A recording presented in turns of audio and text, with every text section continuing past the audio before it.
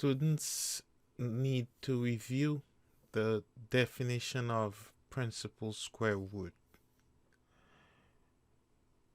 The square root of 121 is really the square root of 11 squared, and the square root of 11 squared is 11. The square root of 25 over 81 is the square root of 5 squared over 9 squared, which is 5 over 9. Similarly, the square root of 16 over 169 is really the square root of 4 squared over 13 squared, which is the square root of 4 over 13 between parentheses squared, which is 4 over 13. The square root of a product is equal to the product of square root, and the square root of a quotient is equal to the quotient of square root. The denominator cannot be 0. So the denominator have to be strictly positive. The square root of 117, if we understand 117 to be 9 times 13, is the square root of 9 times the square root of 13, which is 3 square root of 13. 6 times 12 will be 72, and the square root of 72, if we understand 72 to be 36 times 2, is the square root of 36, which is 6 times the square root of 2.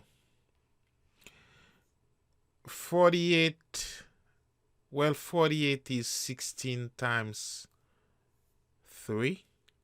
So the square root of 48 is the square root of 16 times the square root of 3. And x squared is a perfect square. So the square root of 16x squared is 4x. We get 4x times square root of 3.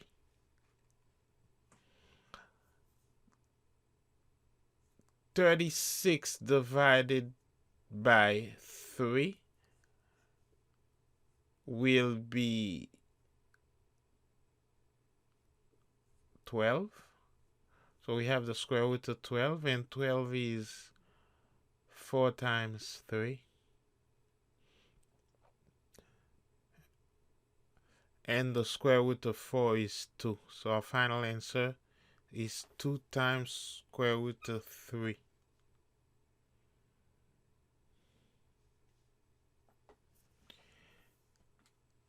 Square root of 25 y cubed over square root of 9x squared. Square root of a quotient is equal to the quotient of square root.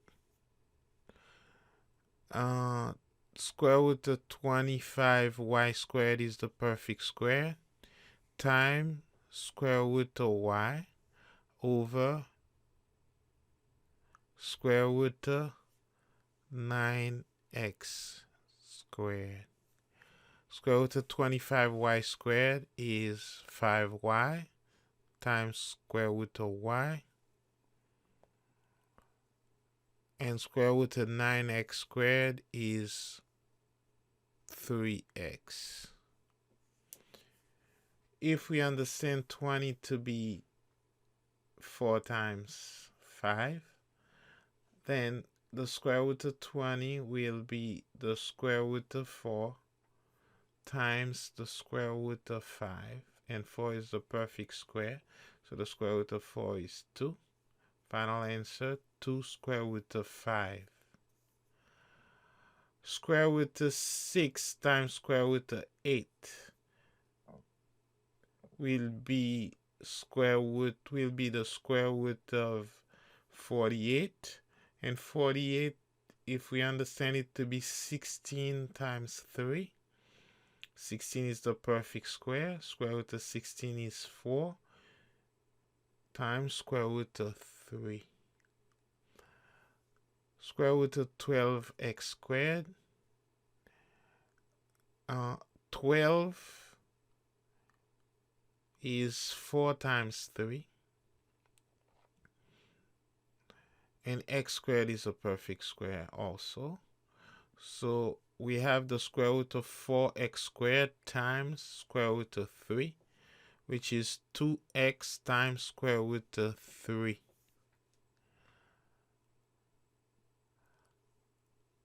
D will be equal to square root of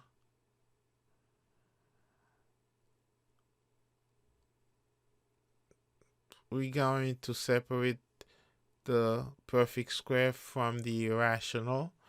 20 will be 4 times 5, and y cubed will be y squared times y to the first. 27 will be 9 times 3. 9 times 3 is 27. And x squared is a perfect square.